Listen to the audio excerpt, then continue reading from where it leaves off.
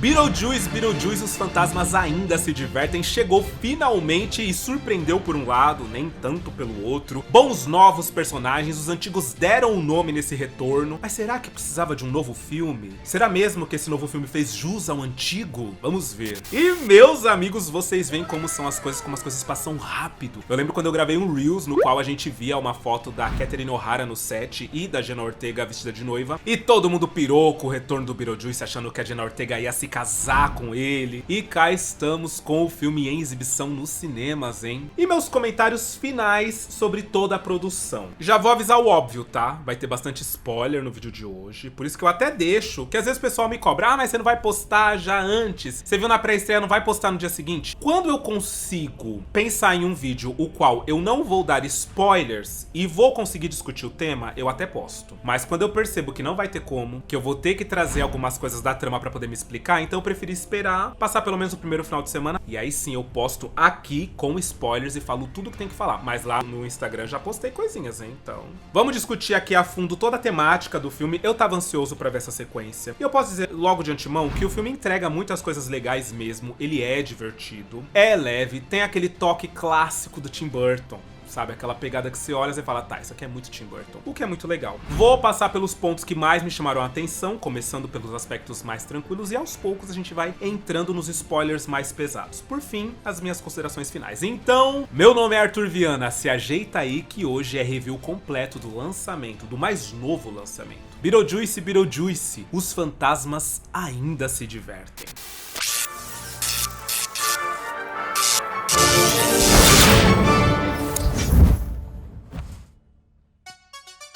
E é claro que a gente vai começar falando das coisas mais legais do filme. Uma delas é o desenvolvimento de alguns personagens que a gente tanto gostava. Na verdade, de todos os personagens que voltaram pro filme, a gente entende como todos seguiram a vida. A Delia Ditz se tornou uma grande artista plástica em Nova York, então ela faz aquelas artes muito loucas, muito conceituais dela. Tem uns temas muito loucos. É muito legal de ver como que ela se tornou essa artista em Nova York. Na verdade, não é em Nova York que elas estão. Eles estão na cidade grande, mas ainda é meio que... não é Nova York. E a Lydia se tornou uma médium, o que a gente já esperava, porque ela leu o livro dos falecidos recentemente, lembra? E esse livro dava pra ela o poder de ver os espíritos, de ver os mortos aqui na Terra. Por isso que esse livro não pode cair em mãos de pessoas humanas. E ela tem um programa de televisão, então assim, eu não estava errado a respeito das minhas suspeitas sobre aquele momento em que ela fala: os vivos, os mortos, eles podem coexistir. Eu achei que ela tava fazendo aquilo, que ela tava falando aquilo no sótão mesmo da casa pra uma galera que tivesse vindo ver fantasma junto com ela. Mas não, ela tá falando aquilo pra uma galera dentro de um programa de televisão feito pra ela. Então ela ficou riquíssima, ganhou muito dinheiro tirando fantasmas das casas de outras pessoas, expulsando fantasmas das vidas de outras pessoas, tipo exorcizando. E aí a gente descobre que ela começa a ter umas visões, então ela não pode ver nada listrado, que ela se lembra do Beetlejuice, que ela vê o Beetlejuice dando risada dela ou querendo interagir com ela, e ela aparentemente está muito traumatizada com isso. E isso é muito legal, sabe, da gente entender em que pé que ficaram os personagens. Inclusive, ela fala do Adam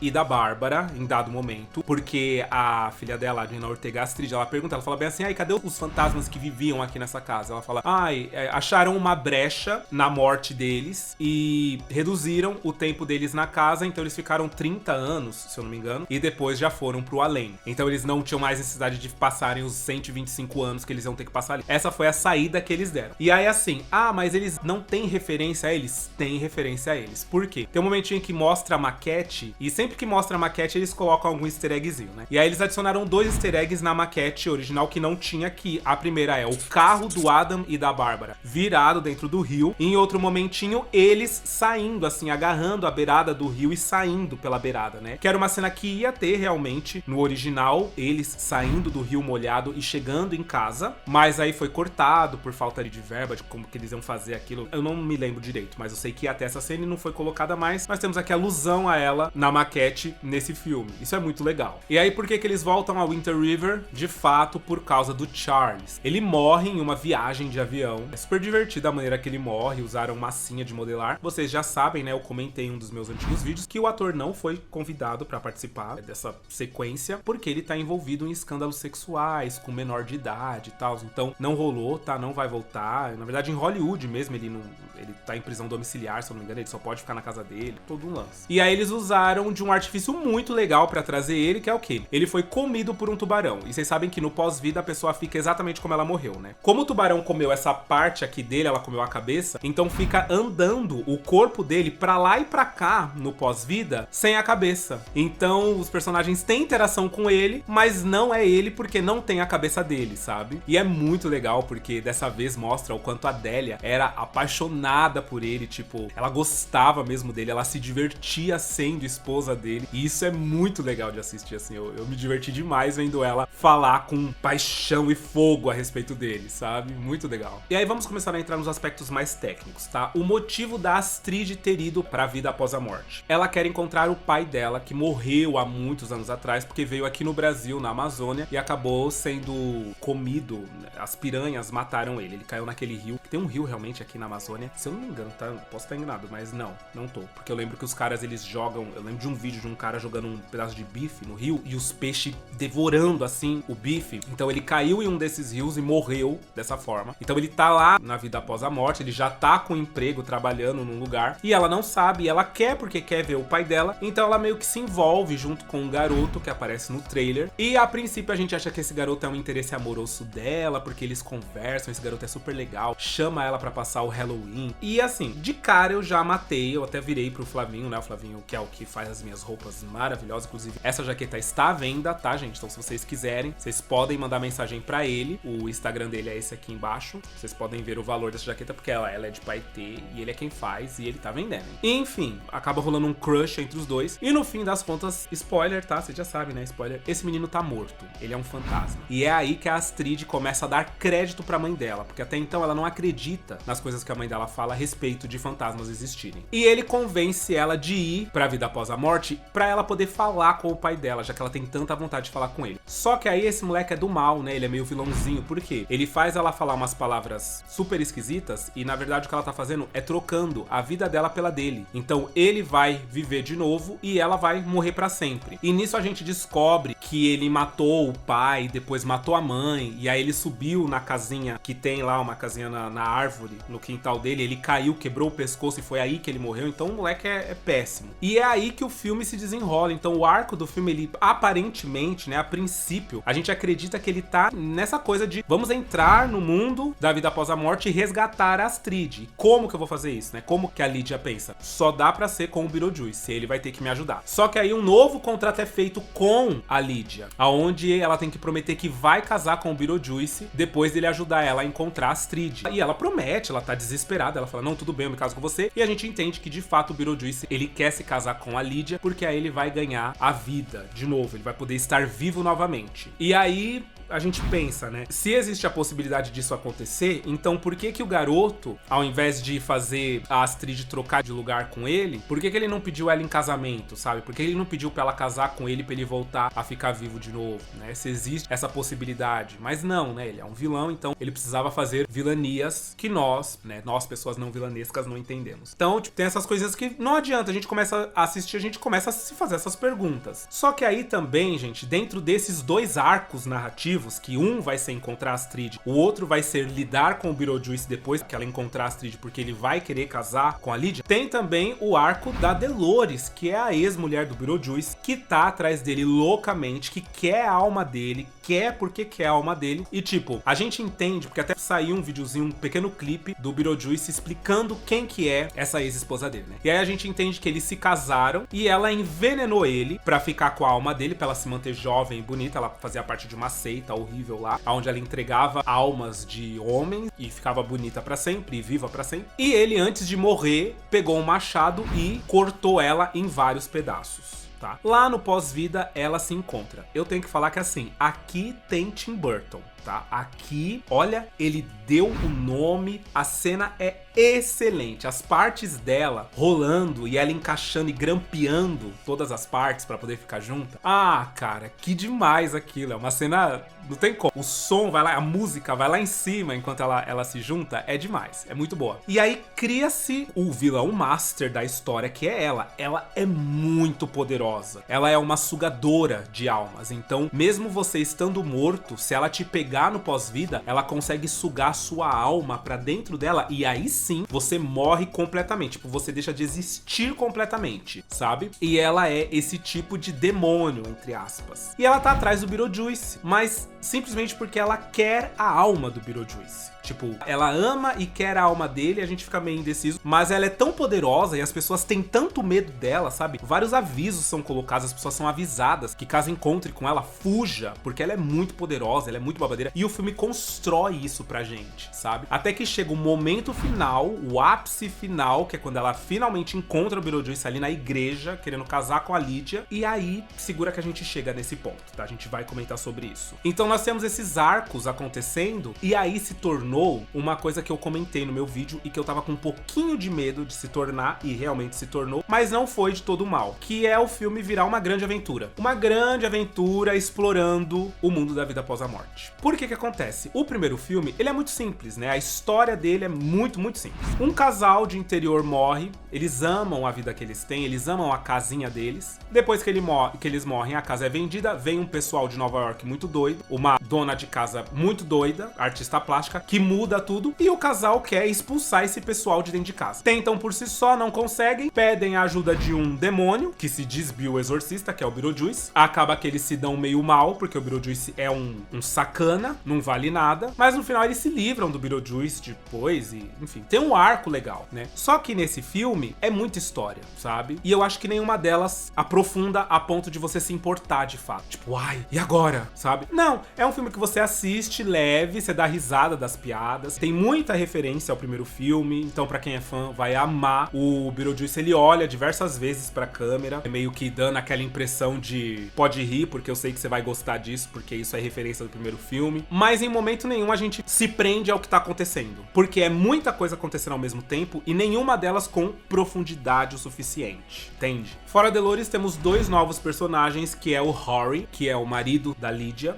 Na verdade, ele tá pra ser marido dela, né? Os dois são meio que namorados. E o Willem Dafoe, que é o detetive Wolf Jackson, que na verdade ele não é detetive, ele é um ator, astro de filmes de detetive e tal. Então ele encarna esse personagem no pós-vida, mas ele não é de fato, mas ele é muito engraçado. E aí é que tá uma coisa muito engraçada desse personagem. Ele rouba a cena. Toda vez que o Willem Dafoe entra, ele é muito engraçado, ele é muito bom no que ele tá fazendo, sabe? A gente dá realmente risada, a gente dá crédito pra ele. Dos novos personagens, ele é o que mais cativa, apesar dele ser secundário perante a Dolores perde pra ele quando a gente termina o filme. A Dolores se torna esquecível, apesar dela ser muito poderosa, e toda a cena que ela entra, ela causa, sabe? Ela faz coisas. O Willem Dafoe marca mais a gente quando a gente termina de assistir. Ele é realmente muito bom. E o Rory, bom, gente, ele tem um arco narrativo que é o seguinte: ele é charlatão, né? Isso eu acertei na análise que eu fiz do trailer. Apesar dele ser o produtor e o empresário da Lydia Ditz, com esse lance de fantasma, etc., ele não acredita em nada. E aí no final do filme, o Beetlejuice dá uma injeção da verdade nele e ele acaba contando, né, falando que ele só quer se casar com ela por causa do dinheiro, ele pode ser mais rico sendo o marido dela do que empresário, que ele nunca acreditou em nada das coisas que ela faz, em fantasma, em nada, e que ele só dá apoio pra ela porque ele quer que ela continue nesse ramo, porque dá muito dinheiro pra eles. Fim. E durante o filme a gente vai entendendo isso, mas é colocado de uma maneira muito superficial, sabe? Esquisita. No final das contas, acaba tudo de uma maneira muito esquisita pra esse personagem, entende? Então é mais um dos que tá aqui, faz a diferença, entre aspas, no roteiro, mas não é memorável, a gente não se importa tanto com ele, entende? De todos, o Willem Dafoe foi o que ganhou meu coração. O Wolf Jackson, ele é demais. Ele é muito, muito, muito bom. Temos um novo número musical, claro. Todo mundo se lembra do número musical do Jantar, né? Onde eles cantam Day-O Banana Song. Ficou icônico aquilo, é maravilhoso. De pensar, né? Essa curiosidade do primeiro filme, de pensar que o diretor pensou em tirar essa cena do filme, e não tirou, ainda bem. Mas todo mundo ficou esperando esse momento em que eles todos ali seriam possuídos e dançariam todos juntos, fariam coreografia e tal, e eles fazem ao som de MacArthur Park, da Donna Summer. É muito engraçado, é muito bom. É claro que não é tão icônico quanto o primeiro, porque o primeiro é muito aleatório. Esse a gente tava esperando, né? A gente tava esperando muitas coisas desse filme, então todas a gente ficava tipo, ai meu Deus, e agora? O que será que é agora? O que será que vão fazer agora? E essa era uma delas. Então quando começou, meio que, ok, já entendi. É o momento musical. A grande diferença é que em certos momentos os atores é que cantam, ao invés da Donna Summer. E em outros momentos é a Donna Summer mesmo que tá cantando. É muito bem dirigido, é muito legal. Os atores, eles estão reagindo àquele momento, tipo, enquanto eles fazem, eles estão com uma cara de tipo, que é isso? O que a gente tá fazendo? E tá cantando, sabe? E tá dançando e tá com cara de, mas que é isso? Isso é muito legal. A Catherine O'Hara deu o nome. Eu fiquei me perguntando como que ela estava, né, no pós-vida, porque já deu pra ver que ela também ia entrar lá no mundo da vida após a morte. E ela morre, gente. Olha aqui, spoilerzão, ela morre e por isso que ela vai parar lá dentro. No final das contas, ela consegue sair quando todo mundo sai por um buraco que tem ali perto do cemitério de Winter River, da cidadezinha. Todo mundo sai por ali. Ela sai também. E no final de tudo, né, quando tudo se resolve, o pessoal vem buscar ela, porque o lugar dela não é mais no mundo dos vivos e sim no mundo dos mortos, junto com o Charles, inclusive. Então é muito legal o final, porque ela se encontra com o Charles, ela olha pra cara dele e... pra cara não, né? Pro corpo. E ela abraça e o corpo dele fica saindo sangue, assim, pra uma artéria, assim, pra uma veia que tá... ficar pulsando e sangra na cara dela, e ela adora ter encontrado com ele. Então, tipo, é muito legal isso. Mas é triste porque ela morreu, tá? Infelizmente ela se foi. Bom, e vamos pro arco final, que foi a coisa que eu menos gostei. Como eu disse pra vocês, a personagem da Dolores, ela vai crescendo no filme, crescendo e vai ficando cada vez mais perigosa. E ela tá atrás dele no pós-vida, tentando encontrar. Ela passa por lugares muito legais. E quando finalmente ela encontra com ele na igreja, nós não temos uma grande cena. Não temos um grande embate, não temos um grande acontecimento, né? Na real, ela é morta de uma maneira que agrada nós, fãs da franquia. Me agradou no sentido de que... nostálgico a maneira que ela morre, né? Ela morre exatamente como o Beetlejuice morre no primeiro filme. A Astrid dá um jeito de abrir um pequeno portal dentro da igreja onde eles estão, e esse portal libera o monstro comedor de areia. Então ele entra na igreja, engole a Dolores, junto com Rory. Os dois juntos, né? Que são os dois antagonistas do filme, digamos assim. E é só. Só que a cena, ela não é bem construída, sabe? Porque é como se a Dolores estivesse ali esperando pra ser engolida pelo monstro, sabe? Não foi uma grande surpresa, porque no filme original, no clássico, o Beetlejuice não tá esperando.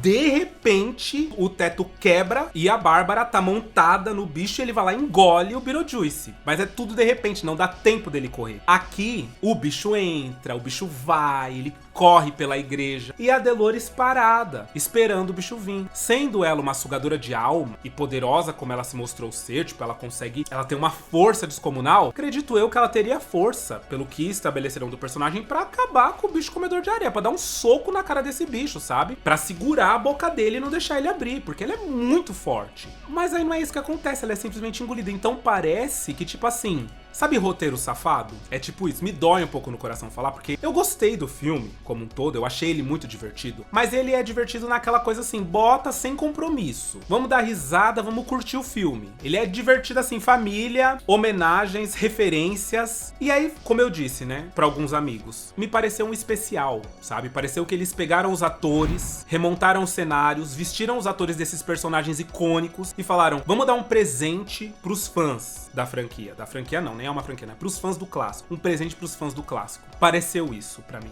Entende? E aí assim, não só esse arco é um pouco fraco, né? O final da Dolores é fraco pra mim, mas a maneira que a Lydia descobre que ela não precisa mais casar com o Beetlejuice também, porque a Astrid lê no livro que como o Beetlejuice quebrou a regra do universo da vida após a morte, levando a Lydia Ditz viva pra lá, então qualquer contrato feito entre os dois se quebra também, não existe mais. E aí na hora que ela fala isso, o contrato que ele tá na mão, que tá assinado pela própria Lydia de que ela ia casar com ele, pega fogo. E aí a Lydia fala 3 vezes Beetlejuice, com a intenção de que ele morra, suma, desapareça, e ele explode. Então me pareceu novamente conveniência de roteiro. Tipo, e agora? Ai, agora ela descobre que o contrato não vale de nada. E só quando ela descobre que o contrato pega fogo. O contrato devia ter pegado fogo assim que eles entraram no mundo da vida após a morte. Porque ali já não tava mais valendo, ali ele já quebrou. Por que o contrato só pegou fogo quando ela falou, entende? E aí eu acho, gente, vamos pra uma conclusão que eu tirei. Não, antes da conclusão, desculpem falar. Não esquece do like, tá, gente? Vocês estão gostando? Dá o like, mostra que você tem amor no coração, mostra que você apoia o criador de conteúdo. Agora nós vamos para as considerações finais, vamos pro arco final de tudo isso, tá? Eu vou falar sobre umas pontas soltas que ficaram no filme e vou falar sobre o que eu concluí a respeito de se fazer remakes hoje em dia que não tenham um roteiro sólido, sabe? Que seja só pra agradar os fãs. O perigo que é isso. Então, deram o likezão? Bora. Algumas pontas soltas ficaram e sem explicação. Primeiro, o Beetlejuice, ele explode uma parede e ele entra no pós-vida explodindo a parede e assim, eu estava certo sobre quando eu falei que realmente, provavelmente era desse jeito que ele tinha entrado. Só que não mostra ninguém reconstruindo essa parede. Ela ficou aberta. Segundo, o pessoal cabeça encolhida, quando mostra em alguns trailers eles saindo correndo pro mundo real, eles de fato, nesse momento em que o Beetlejuice entrou por esse buraco, eles saíram. E eles foram parar na cidade, então tem uma cena onde eles estão na cidade, entrando nos bares, nos negócios assim, mexendo em tudo. E o filme não dá uma conclusão pra isso, tipo, e aí? Eles voltaram? Eles morreram depois que o portal se fechou? Aconteceu alguma coisa? O que foi que aconteceu? O filme não explica pra gente. Terceiro, a galera que tá no casamento são influencers. Isso foi engraçado, né? O Rory convidou influencers pra filmar o casamento, pra que o casamento caísse na mídia e todo mundo falasse a respeito do casamento dele com a Lydia Ditz, porque como eu disse pra vocês, ela tem um programa de muito sucesso, então ela é muito famosa. E não fica explicado pra gente o que foi feito deles depois que o Beetlejuice colocou todos eles dentro do próprio celular, né? Porque o Beetlejuice faz o celular virar pra eles e eles são sugados pra dentro do celular. Então assim, aí sim vem aquela minha conclusão. Quando a gente tem o primeiro filme, o Beetlejuice se livra dos chefes do Charles batendo num bagulho e eles voando, eles saem voando, eles quebram o teto, eles vão embora. Só que é engraçado, porque como esse filme, ele mora numa parte nostálgica do nosso coração, e o próprio filme não estabelece que aquilo tudo tá realmente acontecendo, sabe? Porque como o primeiro filme ele é intimista, ele se passa 90% dentro da casa, são aqueles personagens fechados, como é tudo muito pequenininho, então essas coisas acontecem e a gente não se liga com o mundo externo, sabe, com a vida. Só que aqui não. Aqui eles expandem. Eles mostram a cidade. Eles mostram que as pessoas conhecem a Lydia Ditz. Eles mostram que ela é famosa. Então, com base nisso, qual explicação deram pra essa galera toda que tava na igreja ter desaparecido e ter uma foto esquisita, toda distorcida deles dentro do celular? Que explicação eles deram pra esses monstros da cabeça encolhida correndo pela cidade? São o quê? São quem? Que explicação que se dá pra isso? Então, assim, é umas coisas mais chatinhas de se pensar, mas só que não tem como. Hoje em dia, a maneira que o cinema, né, faz filmes pra gente, eles não podem mais brincar com a nossa inteligência no sentido de que a gente vai simplesmente abraçar e engolir tudo que tá sendo colocado e a gente vai amar e bater palma pra tudo. Não. A gente tem um senso crítico hoje, bastante crítico, né? Por isso que é difícil um bom filme de terror dar certo, porque as pessoas não são mais tão ingênuas, digamos assim, né? Há muitos anos atrás, quando o cinema começou a pegar fogo mesmo, nos anos 80, 90, as pessoas eram mais ingênuas. Elas não tinham ainda base cinematográfica pra julgar. Hoje em dia, existem muitos canais que discutem cinema, né? Todo mundo tem um youtuber que gosta de ver falar de cinema, que gosta de destrinchar a ideia, né? Hoje a ideia de como os filmes são montados, todo mundo conhece o corpo de um roteiro, como que o filme é colocado, como que são colocadas subliminaridades, ideias, coisas do tipo. Com isso, não tem jeito. Não pode entregar um filme qualquer pra gente, achar que a gente vai bater palma e falar bem assim, ai, tá maravilhoso. Não, a gente fica se perguntando sobre certas coisas. E eu fiquei me perguntando sobre isso. Não teve jeito. Então a minha conclusão a respeito de Beetlejuice os fantasmas ainda se divertem, é que valeu a pena ele ter sido feito, principalmente pelos fãs da franquia, que reacendeu esse calor, essa chama pelo filme clássico. No entanto, ele tem cara de especial pra mim. Ele não tem tanto cara de sequência, sabe, de filme. Me pareceu um capítulo especial, sabe, o que aconteceu com os personagens. E tudo isso porque a história em si, o roteiro em si, não é forte o suficiente pra carimbar na minha cabeça que Beetlejuice, os fantasmas ainda se divertem, é um filme sobre isso aqui, ó. Não dá pra gente dizer, é um filme sobre isso aqui. Não. É um filme onde acontece isso, acontece aquilo, a Lydia é assim, a Delia Ditz é assim, aconteceu isso com o Charles, o Beetlejuice faz isso. Não explicaram pra gente o que aconteceu depois que o Beetlejuice teve a cabeça encolhida, entende? Ficou umas coisas sem respostas. Então acaba que o filme fica parecendo mais um especial descompromissado, sabe? Pra divertir a gente, pra gente ir lá assistir, adorei o que eu assisti, mais um especial do que um filme mesmo, tipo uma sequência. Porém, isso não quer dizer que eu não gostei do filme, tá? Gostei, mas pra mim ele não se aproxima do primeiro, porque o primeiro pra mim realmente é um filme. Realmente é uma coisa fantástica, sabe? E é aí que eu acho que mora o perigo de se mexer. Hoje em dia estamos se entendendo mais, né? Durante um tempo é só remake, live action e tal. E hoje a gente tá entendendo que é um campo aonde lá atrás, em primeira instância, todo mundo gostou muito. Mas hoje em dia, opa, não sei se é bem assim. É isso, vocês já assistiram Beetlejuice Fantasmas se Divertem? Vocês gostaram do filme? Se animaram? Acharam o máximo? Ou não? Acharam mais ou menos? Acharam qualquer coisa? O que vocês acharam? Me conta que eu quero saber tudo, tudo, tudo. Eu espero que vocês tenham gostado de mais o vídeo de hoje, gente. Um beijo! E até o próximo vídeo.